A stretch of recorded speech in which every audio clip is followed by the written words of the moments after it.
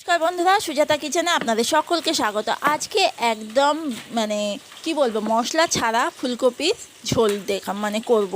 আর এই ফুলকপির ঝোলটা মাছ দিয়ে আজকে করব, রুই মাছ দিয়ে ফুলকপির ঝোল। আমার শাশুড়ি মা যখন খুব তাড়াতাড়ি থাকতো তখন দেখতাম ওই ফুলকপি আলু দিয়ে এরকম শীতকালের ঝোল মশলা ছাড়াই বানাতো, আর সেই ঝোলের স্বাদ না দুর্দান্ত হতো। আজকে ওই রকমই একদম মশলা ছাড়া ফুলকপি ঝোল করব।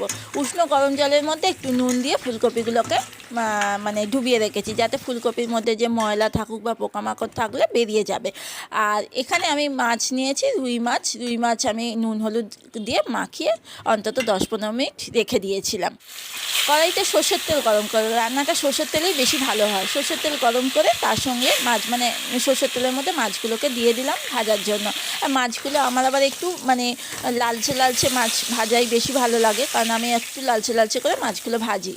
মাছগুলো ভাজা হয়ে গেছে, এরপর ওই তেলের মধ্যেই দিয়ে দেবো ফুলকপিগুলোকে। আর ফুলকপিগুলোকে ভাপানোর থেকে এই প্রসেসে করলে না ফুলকপির টেস্টটা খুব ভালো লাগে। এই টিপসগুলো শাশুড়ি মা একটু আগেকার দিনের লোক ছিল তো, ওনার কাছ থেকে আমি এই টিপসগুলো অনেকগুলোই পেয়েছিলাম। যাই হোক, এবার এর মধ্যে আমি কড়াইতে ফুলকপি ভাজা হয়ে গেছে, তার মধ্যে আমি 5 ফোড়ন দিলাম, আর তার মধ্যে পেঁয়াজ দিয়েছি।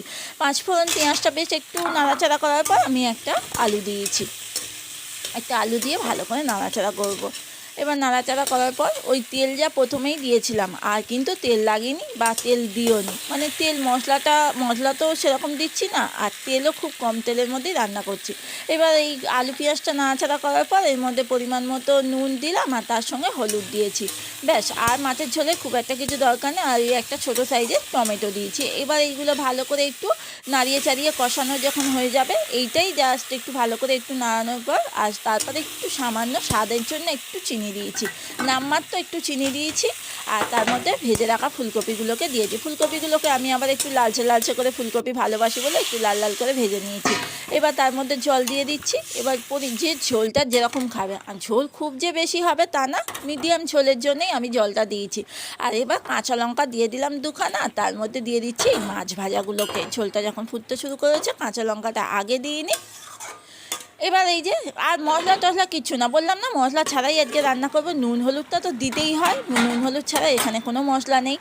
আর এই দেখো, ঝোলটা একদম যখন রেডি হয়ে যাবে তখন ওপর থেকে এই ধনেপাতা কুচি দিয়ে নামিয়ে গরম ভাতের সঙ্গে এই ঝোলটা খেতে, সত্যি বলবো, যখন হাতে সময় না থাকবে না, আপনারা এইভাবে বানাবেন, এত দারুণ লাগে খেতে।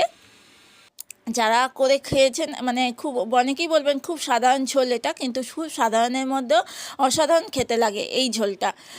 যাই হোক, রেসিপিটা কেমন লাগলো অবশ্যই কিন্তু জানাবেন। আর ভালো লাগলে অবশ্যই, যারা আমার চ্যানেলটাকে সাবস্ক্রাইব করেনি, ইউটিউব থেকে দেখছেন, তারা চ্যানেলটাকে পারলে সাবস্ক্রাইব করবেন, একটু শেয়ার করে দেবেন, লাইক করবেন। আর যারা ফেসবুক থেকে দেখছো, তারা আমার পেজটাকে ফলো করো।